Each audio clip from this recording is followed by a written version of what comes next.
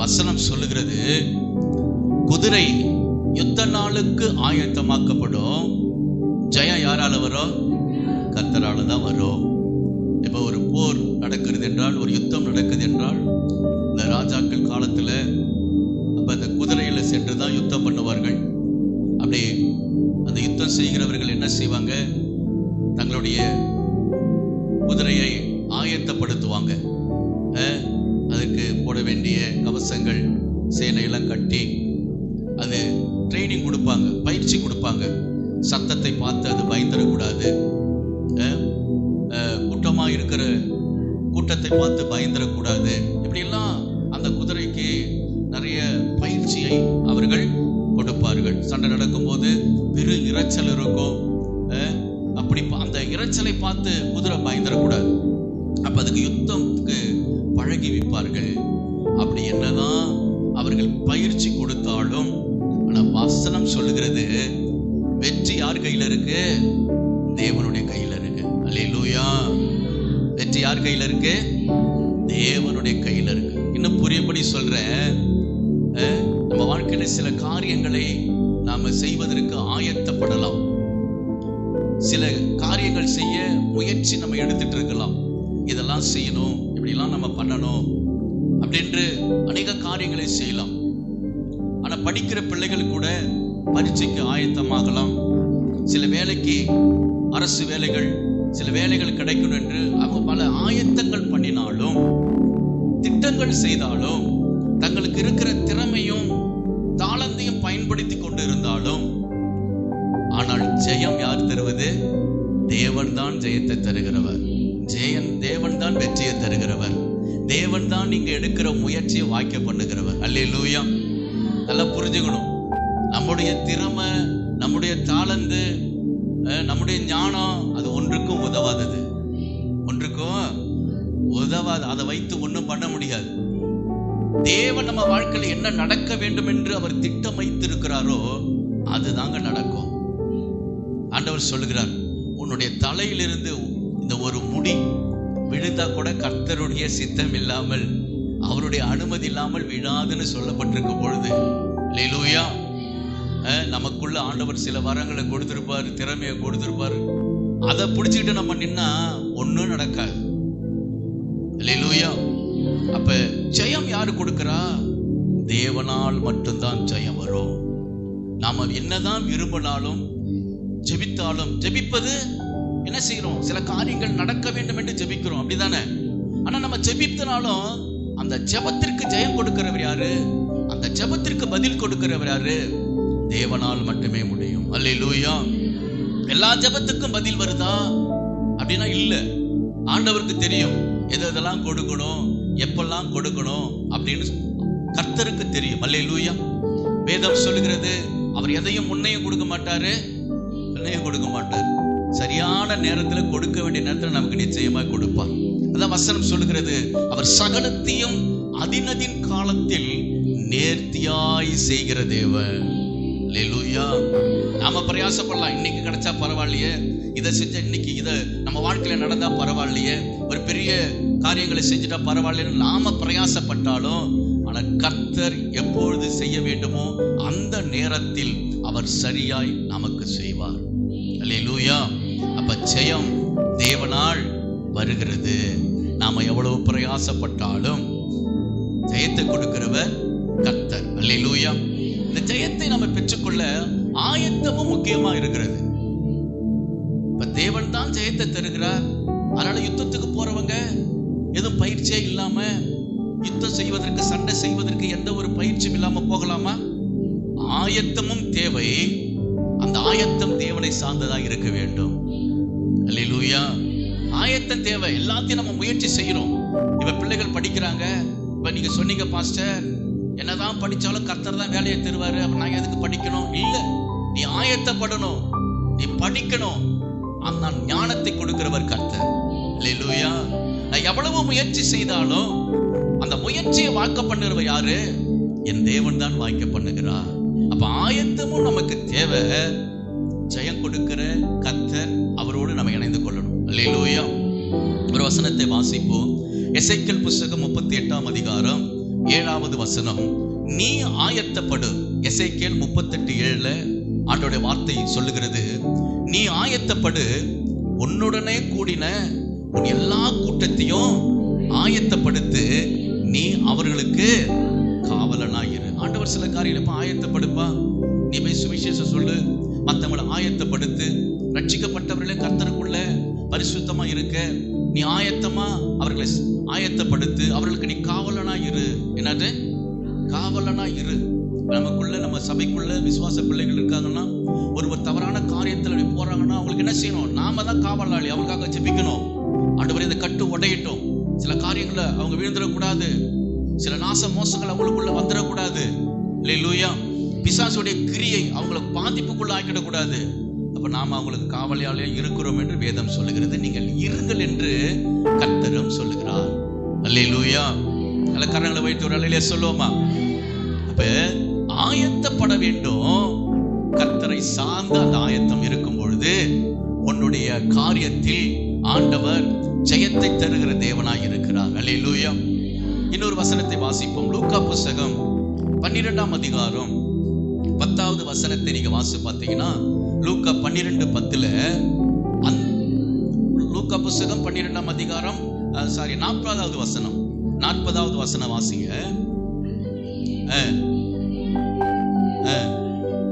வருவார்,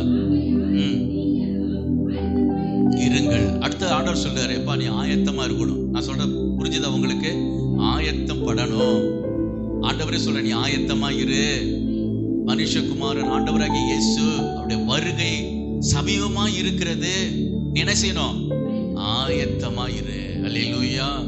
எங்க நான் ரட்சிக்கப்பட்டங்க, ஆண்டவரை ஏற்றுக்கிட்டேன், சர்ச்சுக்கெல்லாம் போயிட்டு இருக்கேன், நல்லா இயேசுனார் வந்தா நான் போயிடுவேன். விசுவாசம் நல்லதுதான். அல்லேலூயா. விசுவாசம் அது ரைட்டு. ஆனா ஆயத்தம், ஆண்டவர் சொன்ன காரியங்கள் எப்படி நம்ம ஆயத்தத்தோடு இருந்து விசுவாசிக்கணும். அல்லேலூயா. பரிசுத்தம் இல்லாமல் விசுவாசிப்பது, ஆண்டவருடைய கட்டளையை கீழ்ப்படியாமல் விசுவாசிப்பது, அது விசுவாசமா? சாட்சி இல்லாமல் நடந்து நான் விசுவாசிக்கிறேன்னு சொல்வது விசுவாசமா? அல்லேலூயா. விசுவாசம் என்பது என்ன? அது தேவனை சார்ந்த அவருடைய கட்டளையின்படியும் கற்பனைப்படியும் அவர் சொல்லுகிற வார்த்தையின்படி நம்ம நடப்பதுதான் விசுவாசம். அல்லேலூயா. அப்ப நம்ம ஆயத்தமா இருக்கணும். கர்த்தருடைய வருகை சமீபமா இருக்கிறது, பரிசுத்தமா இருக்கணும். நம்ம ஆண்டோட சந்திக்க பரிசுத்தம் இல்லாமல் அவரை சந்திக்க முடியாது. அப்ப நீங்க ஆயத்தமா இருங்க அப்படின்னு ஆண்டவர் சொல்லுகிறார். அல்லேலூயா. இன்னொரு வசனத்தை வாசிப்போம். ஆமோஸ் புத்தகம், பழைய ஏற்பாடு புத்தகத்தில் எடுத்துக்கொள்ளுங்க. ஆமோஸ் புத்தகம் 4ஆம் அதிகாரம் 12வது வசனம். ஆமோஸ் 4:12 ஆகையால் இஸ்ரவேலரே, இந்த பிரகாரமாக உனக்கு செய்வேன். இஸ்ரவேலரே, நான் இப்படி உனக்கு செய்ய போகிறபடியினால் உன் தேவனை சந்திக்கும்படி ஆயத்தப்படு. ஆண்டவர் என்ன சொல்றாரு? நீ ஆயத்தமா இருப்பா, நான் உன்னை ஆசீர்வதிப்பேன். உனக்காக சில காரியங்களை நான் செய்ய போறேன். ஆசீர்வாதமா விடுதலை வேணும், சமாதானம் வேணும், சந்தோஷம் வேணும், குடும்பத்துல ரட்சிப்பு பெருகணும், நம்ம வாழ்க்கை ஆசீர்வதிக்கப்படணும். இதெல்லாம் தேவனிடத்தில் நம்ம கேட்டுக்கொண்டு இருக்கிறோம். ஆனா கர்த்தர் சொல்றாரு, நான் கொடுப்பேன், நீ அதை பெற்றுக்கொள்வதற்கு ஆயத்தமாயிரு. அல்லேலூயா. நம்ம குடும்பம் ரட்சிக்கப்பட வேண்டும் என்று நாம ஜெபம் பண்ணிட்டு, நாம ரட்சிப்புக்கு ஏற்ற விசுவாசமும் நடத்தி நம்மள்ட்ட இல்லைன்னா நாம ஜெபித்ததுக்கான ரட்சிப்பு நமக்குள்ள வராது. அல்லேலூயா. நான் சொல்றது உங்களுக்கு புரியுதுங்களா? நம்ம ஆண்டவர்ட்ட ஒரு காரியத்துக்காக ஜெபிக்கிறோம். அந்த காரியத்துல நாம முதலாவது சாட்சியும் பரிசுத்தமும் நம்ம கீழ்ப்படிதலும் இருக்கணும். அப்படி இருக்கும் பொழுது நாம ஜெபித்ததை கர்த்தர் தருகிற தேவனாய் இருக்கிறார். அப்ப தேவனை தரிசிக்க நாம ஆயத்தமா இருக்க வேண்டும். ஆண்டவருடைய வருகை சமீபமா இருக்கு இல்லையா? அப்ப நம்ம வாழ்க்கை எப்படி ஆயத்தப்படணும், அதை பத்தி தான் இந்த மாதத்துல நம்ம தியானிக்க போறோம். இதுதான் இவ்வளவு அந்த ஒரு முகவுரையா உங்களுக்கு நான் சொல்லிட்டு வந்தேன். ஆயத்தம்னா என்ன, எப்படி இருக்கணும், அப்ப என்னென்ன காரியங்கள் எல்லாம் நம்ம செய்யணும், இந்த மாதத்துல தான் நம்ம தியானிக்க போகிறோம். அப்ப தேவனை தரிசிக்க, அவரிடத்திலிருந்து ஆசீர்வாதங்களையும் அபிஷேகத்தையும் ரட்சிப்பையும் பெற்றுக்கொள்ள நாமல் ஆயத்தம் உள்ளவர்களாய் நாம இருக்க வேண்டும். அப்ப என்ன ஆயத்தம்? இதுதான் நம்முடைய பிரசங்கம். அல்லேலூயா. ஜெயமோ கர்த்தரால் வரும், அதுக்கு ஆண்டவர் திறவுகோல வசனம் சொல்றாரு, நீ ஆயத்தப்பா படுப்பா, ஆயத்தமா இரு, நான் உனக்கு ஜெயத்தை தருவேன் ஆண்டவர் சொல்றாரு. அப்ப ஆயத்துக்கான ஒரு அடையாளம் என்ன? இப்போ ஒரு நபரை பார்த்து இவங்க ஆயத்தமா இருக்கிறாங்க சொல்றேன் இல்லைங்களா? அல்லேலூயா. இப்ப எல்லாம் நீங்க வயல் வேலை செய்றீங்க, அல்லது கடைகளுக்கு வேலைக்கு போறீங்க, சில வெளியிலே போய் வேலை செய்றீங்க. அந்த வேலை செய்கிற இடத்துல இப்போ வயலுக்கு போறீங்கன்னா எல்லா ஆட்கள் ரெடியாக இருந்தால் தானே அந்த வயலை அறுக்க முடியும். அப்போ என்ன சொல்லுவாங்க? ஆயத்தமாக இருக்கு சொல்கிறோமா சொல்லலையா? வேலையாட்கள்லாம் வந்துட்டாங்க, ஆயத்தமாக இருக்கு, இப்போ வேலை நடக்கலாம். அல்லது வேலைக்கு போனாலோ, அப்போ ஒரு காரியத்தை செய்தாலோ, ஒரு சமையல் வேலை செய்தாலும் அந்த சமையலுக்கான எல்லா பொருளும் ஆயத்தமாக இருக்கும்போது தான் சமைக்க போகிறோம். அல்லேலூயா. அப்போ ஆயத்தப்பட வேண்டும். தேவனை தரிசிக்க, தேவனோடு உறவில் இருக்க, தேவனுடைய ஆசீர்வாதங்களை பெற்றுக்கொள்ள நம்ம ஆயத்தம் உள்ளவர்களாக இருக்க வேண்டும். அதுல முதலாவது காரியம் இந்த வாரத்துல நம்ம தியானிப்போம். முதலாவது காரியம் என்னவென்றால், யாத்திராகம புஸ்தகம் 34ஆம் அதிகாரம் 2வது வசனம். யாத்திராகமம் 34:2. விடியற் காலத்தில் நீ ஆயத்தமாகி சீனாய் மலையில் ஏறி அங்கே மலை உச்சியில் காலமே என் சமூகத்தில் வந்து நில்லு. அல்லேலூயா. ஆண்டவர் சொல்லுகிறாரு, ஆயத்தத்துக்கு முதல் படி பாருங்க, ஜெபம். என்னது? ஜெபம். ஜெபம் ரொம்ப முக்கியம். ஜெபம் தான் விசுவாச பிள்ளைகளுடைய உயிர் மூச்சுன்னு சொல்லலாம். என்னது? நம்முடைய மூச்சு, உயிர் மூச்சு. என்னது? ஜெபம். ஜெபம் இல்லைன்னா தேவனிடத்திலிருந்து ஜெயத்தை பெற்றுக்கொள்ள முடியாது. தேவனுக்கு நமக்கு ஒரு உறவு இல்லைன்னா கர்த்தரிடத்திலிருந்து ஆசீர்வாதத்தை பெற்றுக்கொள்ள முடியாது. ஆண்டவருடைய வருகை நாள் அவரை சந்திக்க ஜெபம் இருக்கணும். அவர் வருவதற்கு முன்பே அவரோட நல்ல உறவுல இருந்தாதான் அவர் வரும்பொழுது நம்ம அவரை கண்டு அடையாளம் பட்டு போக முடியும். அல்லேலூயா. அப்ப மோசே கிட்ட ஆண்டவர் சொல்றாரு, பா நீ விடிய காலையில், அதிகாலை இன்னும் சொல்லல, என்னது? காலையில வந்து என் சமூகத்துல நெல்லு. அல்லேலூயா. அப்ப நம்ம முதலாவது காரியம், ஆயத்தப்படுத்துவதில் முதலாவது காரியம் என்ன தெரியுங்களா? ஜெபத்துல ஆயத்தப்பட வேண்டும். ஜெபம் நமக்கு ரொம்ப முக்கியம். ஒவ்வொரு நாளையும் துவங்குவதற்கு முன்பு ஜெபத்திலேருந்து ஆரம்பிக்கணும். அந்த நாள்ல சமாதானம் இருக்கும், கிருபை இருக்கும். எந்த மனுஷனுடைய ஆவி நம்மளை வந்து எதுவும் ஒண்ணும் பண்ணாது. அல்லேலூயா. பிசாசுடைய கிரியைகள் எதுவும் தொடாது. காலையிலேயே என்னுடைய கிருபை புதிதா இருக்கிறது. ஆண்டவர் என்ன சொல்றாரு? காலை தோறும் கிருபை. அப்ப நீ பழைய கிருபையை வச்சுட்டு இருக்கிறியா, புதிய கிருபை ஒவ்வொரு நாளும் போட்டுக்கிறியா? அல்லேலூயா. ஒரே ட்ரெஸ் பல நாளா போட்டிருந்தா நாத்தம் தான் எடுக்கும், வேர்வை வாடை அடிக்கும், அழுக்கு வாடை தெரியும். அப்படிதானே? ஒவ்வொரு நாளும் துவைச்சி அதை பூசா போடும்போது வாசனையா இருக்கும். அதை போல தேவனுடைய கிருபை ஒவ்வொரு நாளும் புதிதா இருக்கிறது. ஒவ்வொரு நாளும் அந்த கிருபைய பெற வேண்டும். அதுக்கு நீ அதிகாலையிலே தெய்வ சமூகத்துல நிற்கணும். அல்லேலூயா. ஒரு அழியில சொல்லுவோமா, நம்ம எல்லாமே ஒரு காலத்துல சரியா செஞ்சோம், ஆனா தவறான இடத்துல இருந்துகிட்டு சரியா செஞ்சோம். எங்க? தவறான இடத்துல இருந்துகிட்டு சரியா செஞ்சோம். ஆனா சரியான இடத்துக்கு வந்த பொழுது எல்லாத்தையுமே தவறா செஞ்சிட்டு இருப்போம். அல்லேலூயா. ஒரு நேரத்தில் காலையில எழுந்துருவாங்க, காலையில எழுந்து ஆயத்தமாக வீட்டெல்லாம் சரி பண்ணுவாங்க. காலையில நீங்க இப்ப இருக்கிற பிள்ளைங்கள்லாம் எப்படின்னு தெரியல, பெண்கள்லாம் நமக்கு முன்பு என்னுடைய நம்ம பாட்டியெல்லாம் இருப்பாங்க இல்லையா, தாத்தா பாட்டியெல்லாம் இருப்பாங்க. அவங்க காலத்துல பாருங்க, அதிகாலையில எழுந்து வீட்டெல்லாம் பெருக்கி சுத்தம் பண்ணி கரெக்டா இருப்பாங்க, கரெக்டா செய்வாங்க. அல்லேலூயா. இன்னும் சில காரியங்களை சொல்றேன் நான். அவங்க அநேக காரியங்களை சொல்லலாம். நீங்க இந்த பிராமின்ஸ்லாம் பார்த்தீங்கன்னா, பிராமின்ஸ் மட்டும் இல்லை, சில நபர்கள்லாம் குளிக்காம அந்த சமையல் அறைக்கே போக மாட்டாங்க, அடுப்பை பற்ற வைக்க மாட்டாங்க. என்னது? பனியா இருந்தாலும் குளிரா இருந்தாலும் யாராவது நமக்கு தெரிஞ்ச ஒரு நபரை பார்த்து இவங்களும் அதுதான் இருக்கிறாங்க, அவங்களும் குளிக்க மாட்டாங்க அப்படின்னு நினைக்க கூடாது. அல்லேலூயா. மோஸ்ட்லி நம்ம அப்படிதான் எடுக்கணும். பெரும்பாலான சில பார்த்தீங்கன்னா அவங்க அதிகாலையில் எழுந்து குளிப்பாங்க, அது பழக்கம். குளிச்சுட்டு தான் அந்த சமையல் அறையை செய்வாங்க. அல்லேலூயா. வேதத்தில் நமக்கு அப்படிலாம் ஒன்றும் பெரிய கட்டளை அப்படிலாம் நான் உங்களுக்கு சொல்லலை. அதிகாலை எழுந்து ஜெபம் பண்ணுங்க. காலையில எழுந்து ஜெபம் பண்ணணும். அல்லேலூயா. அதை நம்ம பழக்கப்படுத்தணும். ஜெபம் பண்ணிட்டு நம்ம ஒவ்வொரு வேலையும் செய்யும் பொழுது அந்த நாள் ஆசீர்வாதமாக இருக்கும். அப்ப எங்கிருந்து ஆரம்பிக்கணும்? தேவ பிரசன்னத்திலிருந்து தான் ஒவ்வொரு நாளையும் ஆரம்பிக்கணும். அதுதான் ஆயத்தம். நான் சொல்றது உங்களுக்கு புரியுதுங்களா? அதுதான் ஆயத்தப்படுதல். ஜெயம் அப்பதான் வரும். அப்ப கர்த்தர் சொல்லுற காரியங்களை நம்ம ஆயத்தப்படும் பொழுது ஜெயத்துக்கு பஞ்சமே இருக்காதுங்க. நம்ம செய்வதெல்லாம் கர்த்தர் கொடுப்பா.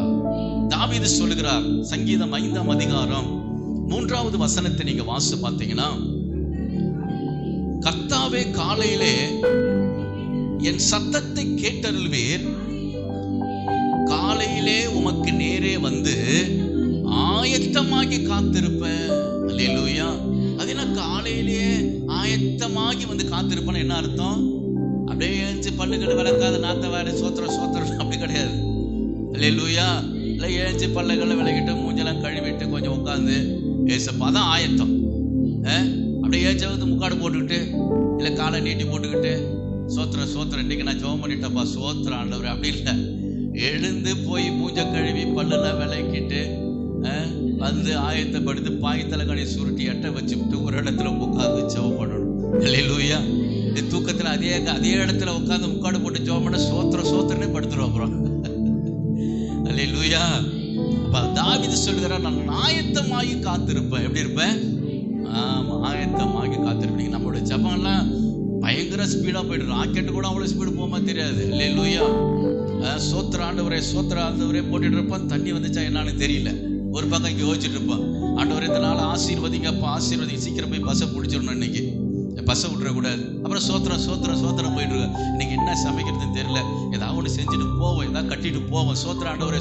நம்ம செய்யற ஜபம்லாம் ஜபமே இல்லைங்க. நம்ம சிந்தனையும் புத்தியும் எங்கேயோ அலைய விட்டுவிட்டு சும்மா சோத்திர சோத்திரம் நான் இன்னைக்கு சூப்பரா ஜோம் பண்ணிட்டேன்னு அதுவும் மாறுதட்டிட்டு போவோம் பாருங்க. நான் நீங்க ஜோம் பண்ணேன். யாரெல்லாம் அதிகாலையில் ஜோம் பண்ணாங்க? நான் ஜோம் பண்ணுவாங்க. உண்மையா ஒழுங்கா முழு சிந்தையோட ஜோம் பண்ணியான்னா இருக்காது. அல்லேலூயா. பாரத்தோட ஜோம் பண்ணியா இல்ல. ஏதோ ஒரு சடங்கு சம்பிரதாயம் படி நம்ம செய்யக்கூடாது. அமர்ந்து அதான் ஆண்டவர் சொல்லு, நீ விடியற் காலத்தில் ஆயத்தமாகி என்ன சொல்றாரு? காலையில எழுந்து குளிச்சுட்டு மோசிட்ட சொல்றாரு, குளிச்சுட்டு பல்ல விளக்கிட்டு நல்ல ட்ரெஸ்ஸை போட்டுட்டுப்பா மேல வந்து எனக்கு காத்துரு. அப்படியே ஓடியார் அதை எழுந்து தலைவரி கோலமா. அல்லேலூயா. கர்த்தருக்கு சோத்திரம். நீ தூங்கி ஏஞ்ச கோலத்தை பார்த்தா பிசாசே பயந்து ஓடிடுவான். ஜபம் பண்றாங்க கெடுக்கலான்னு வரலான்னு பார்த்தா அவன் பார்த்துட்டு நம்ம இருக்கிற அலங்கோலத்தை பார்த்துட்டு அவன் பயந்து நட்டிக்கு ஓடிடுவான். அல்லேலூயா. கர்த்தருக்கு ஸ்தோத்திரம். அப்ப என்ன செய்யணும்? ஆயத்தம் இருக்க வேண்டும். ஆயத்தமாய் நம்ம தேவ சமூகத்துல காத்திருக்கிற பழக்கம் நமக்கு இருந்துச்சுன்னா நம்ம வாழ்க்கையில பிசாசு என்ன தோல்விகளை தடைகளை கொண்டு வந்தாலும் கர்த்தர் அதை ஜெயமாய் மாற்றுவார். நீ ஆயத்தமே இல்லாம இருந்தா எல்லாம் வருகிற தோல்வியும் பயங்கர நஷ்டத்தில் நம்மளை கொண்டு போகும். அல்லேலூயா. சில காரியங்களை உங்களுக்கு சொல்லி நான் முடிக்க விரும்புகிறேன். ஜபத்தில் ஆயத்தமா இருப்பதனால ஆண்டவர் எப்படியெல்லாம் ஜெயம் கொடுக்கிறார் பாருங்கன்னு.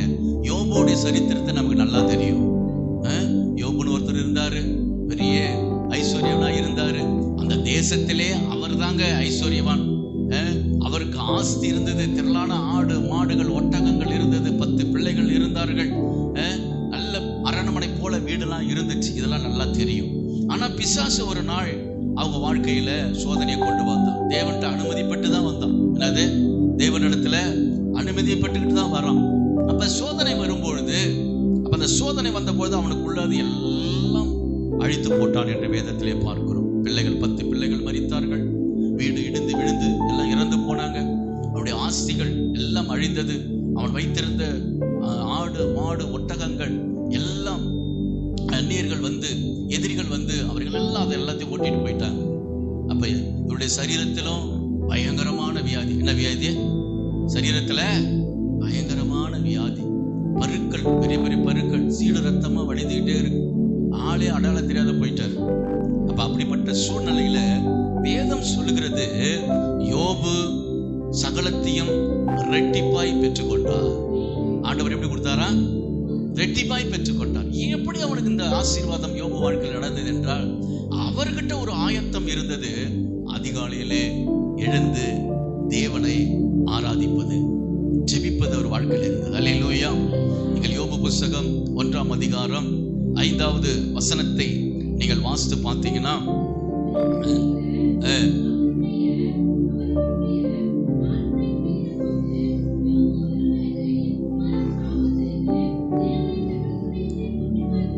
என்று சொல்லி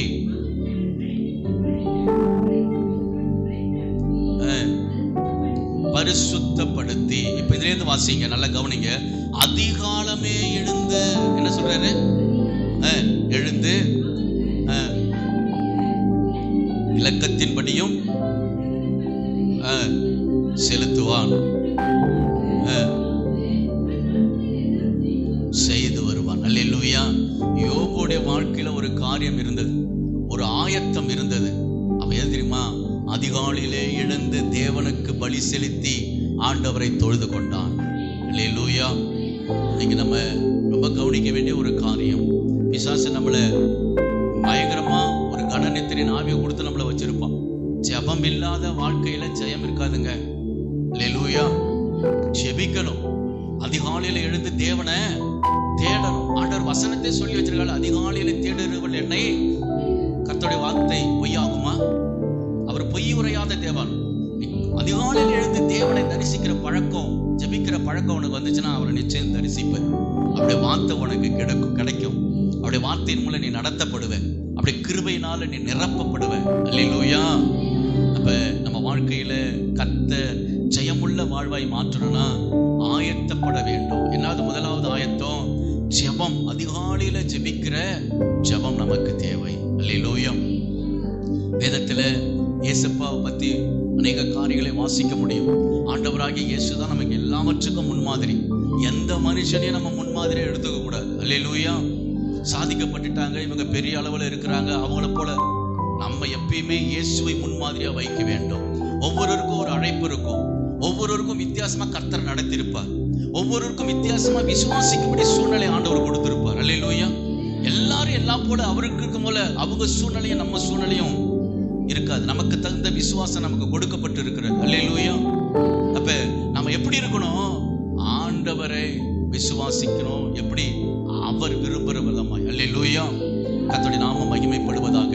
அப்ப ஜெயமுள்ள வாழ்க்கை நமக்கு வேணும்னா நமக்கு முன்மாதிரி யாரு? ஆண்டவராகிய இயேசு கிறிஸ்து. அவர் எப்படி ஜெயமுள்ளவராய் இந்த பூமியில வாழ்ந்தார் என்றால், வேதம் சொல்லுகிறது, இயேசப்பா அதிகாலையிலே இருட்டோட எழுந்து அவர் தேவனிடத்துல ஜெபித்தார். ஜெபிக்கும்படி மலைக்கு போனார், கெஸ்தமனே தோட்டத்துக்கு போனார்லாம் நமக்கு பார்க்கிறோம். அல்லேலூயா. அப்ப அதுதான் நமக்கு முன்மாதிரி. நம்ம ஆண்டோடைய பிள்ளைங்க எப்படி இருக்கணும்?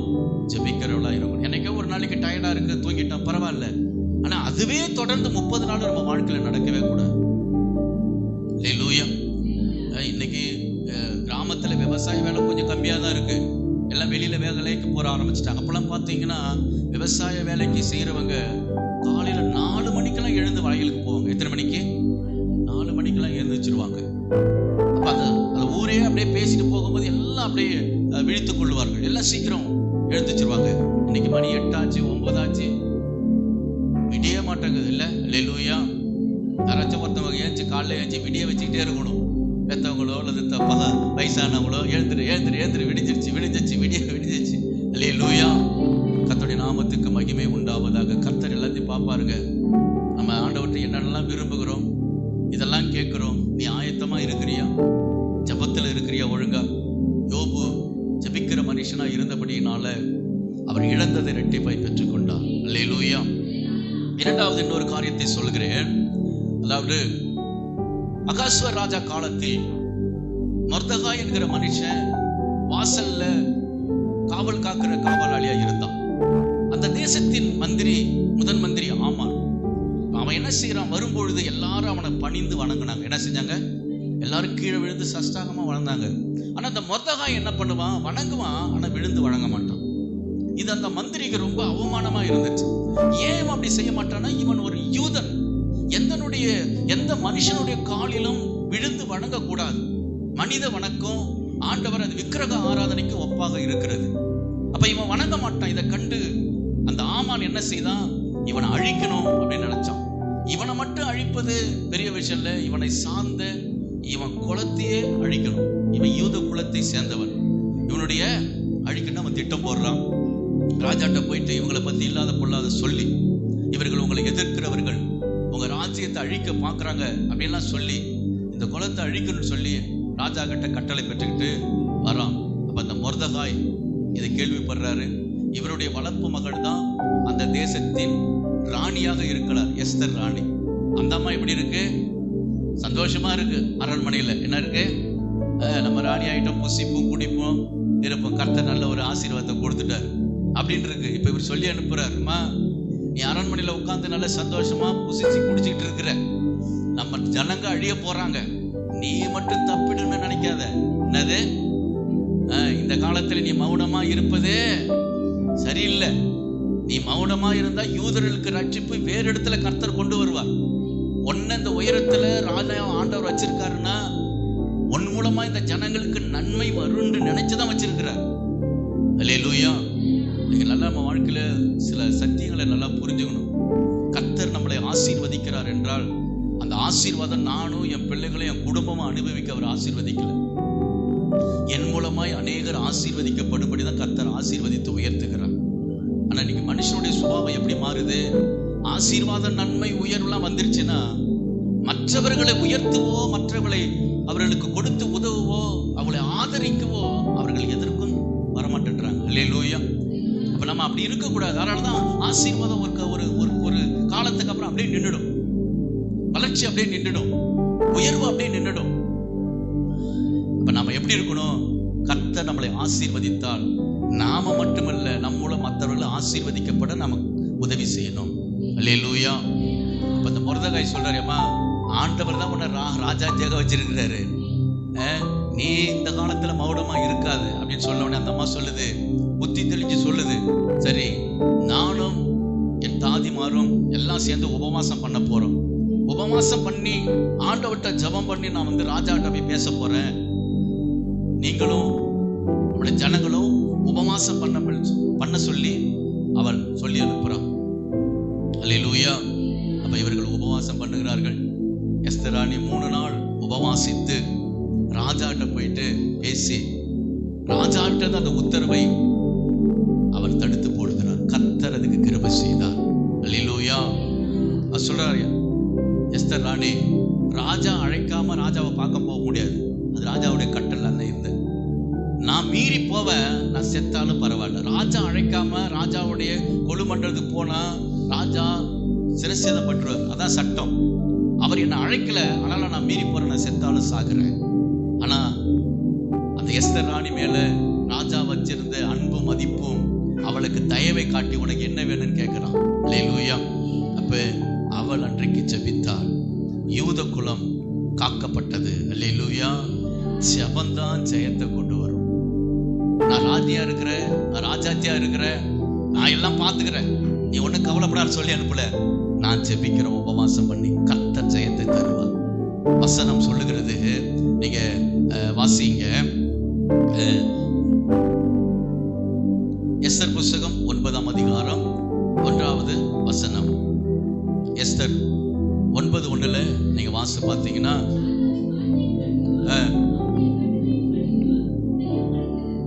கீழே அந்த கடைசி லைன், கடைசி வார்த்தை, காரியம் மாறுதலாய் முடிந்தது. அந்த வசனத்துல கடைசி பகுதியில் இருக்கு, காரியம் மாறுதலாய் முடிந்தது. அல்லேலூயா. யூத குலத்தையே அழிக்க வேண்டும் என்று ராஜா கட்டளை பிறப்பித்தான், ஆனா அந்த காரியம் மாறுதலாய் முடிந்தது. காரணம் ஜெபம். அவர்கள் ஜெபத்தில் ஆயத்தப்பட்டார்கள், அதனால ஜெயத்தை கர்த்தர் கொடுத்தார். அப்ப நம்ம ஜெபம் பண்ணணும். எப்ப ஜெபம் பண்ணணும்? எப்ப வேணாலும் ஜெபிக்கலாம், தப்பு இல்லை. ஆனா சில ஜெபங்கள் நமக்கு ஒரு நேரம் இருக்கணும், ஒரு குறிப்பிட்ட நேரத்தில் ஜெபிக்கிற பழக்கம் இருக்கணும். அதிகாலையில எழுந்து ஜெபிப்பது அது வழக்கத்தின்படி செய்வது. அதே போல இன்னொரு வழக்கத்தின்படி ஜெபம் என்ன தெரியுங்களா? ஒரு குறிப்பிட்ட நேரத்துல, ஒரு நாளைக்கு இந்த நேரம் நான் என்னுடைய ஜெப நேரம். யாராவது அப்படி சொல்ல முடியுமா? இந்த நேரம் சாயந்தரம் 6 மணிக்கு என்னோட ஜெப நேரம், நைட்டு 7 மணிக்கு என் ஜெப நேரம். அல்லேலூயா. அப்படி நீங்க ஜெபம் பண்ணி பாருங்க, ஜெயம் கர்த்தர் தருவாரு. அது பெரிய விலைக்கரையும், அது சாதாரண காரியம் கிடையாது. அதுவே நம்ம தொடர்ந்து ஜெபிப்பது. அல்லேலூயா. அப்ப ஆண்டவர் நம்ம வாழ்க்கையில ஜெயத்தை கொடுக்க ஆயத்தப்பட வேண்டும். எதுல முதலாவது ஆயத்தம் இருக்க வேணும்? ஜெபத்துல ஆயத்தம், கர்த்தரை தொழுது கொள்வதில் ஆயத்தம். அல்லேலூயா. சபை ஞாயிற்றுக்கிழமை நான் எல்லாத்தையும் செஞ்சு சோத்திரம் சோத்திரம் சொல்லி கராங்கரான்னு கத்தி அதுக்கப்புறம் தான் சில பேர்லாம் சேர்றீங்க. அல்லேலூயா. இங்க பலிபீடத்திலேருந்து சோத்திரம் என்கிற வார்த்தை வருவதற்கு முன்பு இங்க காத்திருக்கணும். இதுதான் வேதம் நமக்கு போதிக்குது. ஆயத்தமாகி, ஞாயிற்றுக்கிழமை ஆயத்தமாக, ஆராதனைக்கு ஆயத்தமாக, தேவ சமூகத்தில் நிற்க ஆயத்தமாக. அல்லேலூயா. அப்ப நம்ம எல்லாத்துக்கும் ஆயத்தம் இருக்கா இல்லையா? வேலைக்கு போவோ, சமைக்கவோ, சில காரியங்களை செய்யவோ, சில வீட்டில் சில கொண்டாட்டங்களை செய்கிறோம், ஃபங்க்ஷனை வைக்கிறோம், எல்லாத்துக்கும் ஆயத்தப்படுறோம். தேவ சமூகத்துக்கு ஆயத்தப்பட வேண்டும். அவர் சமூகத்தில் நிற்க ஆயத்தப்பட வேண்டும். அல்லேலூயா. அதிகாலையில் எழுந்து ஆண்டவருடைய சமூகத்தில் நிற்க ஆயத்தப்பட வேண்டும். இதெல்லாம் நமக்கு வெற்றியின் ரகசியம். என்னது? இதுல நம்ம கோட்டை விட்டுருப்போம், இதுல அப்படியே அலட்சியமா விட்டுருப்போம். அதனாலதான் சில வெற்றிகளை நாம சுதந்திரிக்காம தோல்வியா இருக்கும் ஒரு பகுதி. அல்லேலூயா. ஏன் இந்த பகுதி மட்டும், இந்த காரியம் மட்டும் தோல்வியிலே இருக்கு? நாம சில நேரத்துல அலட்சியமா விட்டுருப்போம். அல்லேலூயா. ஆயத்தப்படு. ஆண்டவர் சொல்லுகிறார், குதிரை யுத்த நாளுக்காக ஆயத்தமாக்கப்படும், ஜெயமோ கர்த்தரால் வரும். ஆயத்தமும் படணும், ஜெயம் கொடுக்கிற கர்த்தரோடு இணைந்திருக்கணும். அல்லேலூயா. அப்ப மோசேட்ட ஆண்டவர் சொல்றாரு, விடிய காலத்துல என்ன செய்ய? ஆயத்தமாக. தாவீது சொல்றாரு, நான் அதிகாலையிலே எழுந்து ஆயத்தமாகி தேவ சமூகத்துல காத்திருப்பேன். அல்லேலூயா. ஒரு போராட்டம் வந்துருச்சு, இப்ப மொர்தெகாய் வாழ்க்கையில அழிவு வந்துருச்சு. அவர்கள் ஆயத்தமானார்கள், ஜெபத்திலே உபவாசம் பண்ணி ஜெபித்தார்கள். கர்த்தர் ஜெயத்தை கொடுத்தார், காரியம் மாறுதலாய் முடிந்தது. அல்லேலூயா. அப்ப உங்க வாழ்க்கையிலும் நீங்க அப்படி ஜெபம் பண்ணுங்க, அநேக காரியங்களை கர்த்தர் ஜெயத்தை தருவார். சிலர்லாம் அப்படி சாட்சியெல்லாம் சொல்லிட்டு வரீங்க, நிறைய பேர் சொல்லுவீங்க. அதனால நம்ம அந்த புது வருடத்துல அதெல்லாம் சொல்லுங்க, சாட்சி சொல்லணும். கண்டிப்பா இந்த வருஷத்துல ஆண்டவர் என்ன இப்படி நடத்தினார், நன்மை நிறைய செய்திருப்பார். அல்லேலூயா. ஒரு ஆள் திலகம்மா கூட ஒரு சாட்சி சொன்னாங்க. என்னன்னா, போன வருஷம் வயல்ல கிட்டத்தட்ட 58 ஜனங்கள் வச்சு களை எடுத்து அப்படின்னு சொன்னாங்க. இந்த வருஷம் ஒண்ணு இல்லை, ஆண்டவர் கிருபையா நடத்தினார். அல்லேலூயா. 58 பேருக்கு சம்பளம் மேல, அது எடுக்கிறது வேற, வயல் வேற பாதிக்கப்பட்டிருக்கும். அப்ப ஜெபம் பண்ணும்போது கர்த்தர் விலையை செய்கிற தேவனாய் இருக்கிறார். அல்லேலூயா. இப்ப ஜெபத்துல நாம இருக்கணும், ஜெபத்துல ஆயத்தப்படணும். ஜெயத்தை நீ சுதந்திரித்துக் கொள்வார். அல்லேலூயா. 1 கொரிந்தியர் 15:17 இந்த வசனத்தை வாசித்து நம்ம ஜெபித்து முடிப்போம். 1 கொரிந்தியர் 15 அதிகாரம் 57 வசனம்.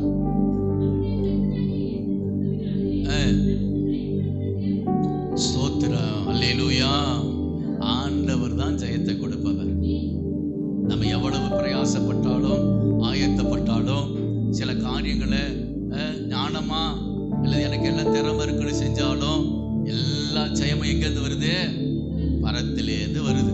அப்ப நாம அதுக்கு ஆயத்தப்பட வேண்டும். எப்படி? ஜெபம், தேவ சமூகத்துல ஜெபிக்கிறவர்களாய் காணப்பட வேண்டும். அடிக்கடி சொல்வது, உங்க வீட்டுல ஜெபம் பண்ணுங்க. ஒவ்வொரு நாளும் காலையில எழுந்து ஜெபம் பண்ணி பரலோகத்தின் பிரசன்னத்தை உங்க வீட்டுல நிரப்பிட்டு நீங்க போங்க. உங்க வீட்டை வெறுமையா வச்சுட்டு போயிடாதீங்க. இயேசுவோடைய கிருபைய உங்க வீட்டுல நிரப்பிட்டு நம்ம போகணும். அல்லேலூயா. அவருடைய கரம் நம்ம வீட்டுல அமர்ந்துட்டு